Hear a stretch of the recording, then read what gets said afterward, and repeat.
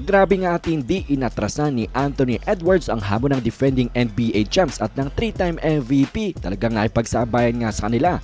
Jamal Murray abay sa laban, daming tough shots ang naipasok at tinitigan pa nga commentators after ng ginawa niya.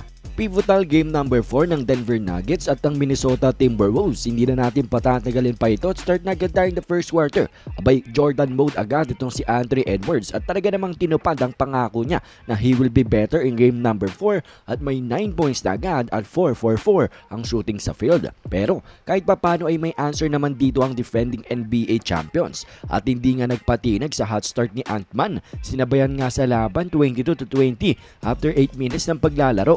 And then sa last minutes natin abay pinakita nga ng Denver Nuggets sa Minnesota Timberwolves kung sino talaga sila at napakatindi ng kanilang depensa dito. Samahan pa ng magandang opensa kaya naman sila na ang mayawak ng kalamangan 29-24 after the first quarter.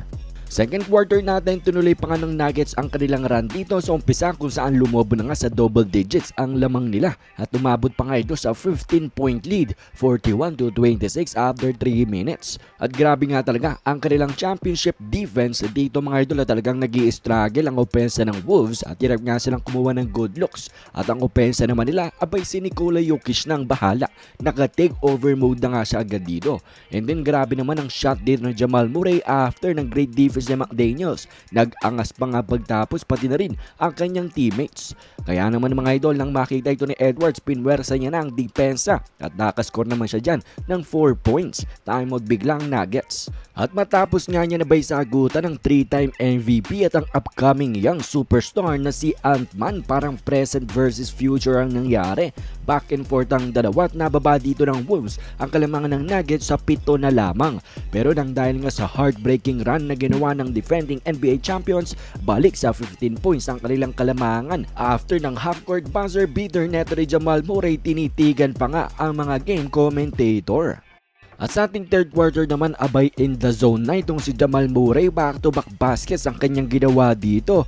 Pero si Anthony Edwards sumagot naman agad, pumapalag na nga rin ang Wolves dito sa Denver, get early timeout itong si Coach Malone. And then after that timeout, Jamal Murray is still hot sa laban at ganun din ang kanyang mga teammates. Kaya naman pinalobo na nila sa 16 points muli ang kanilang kalamangan dito.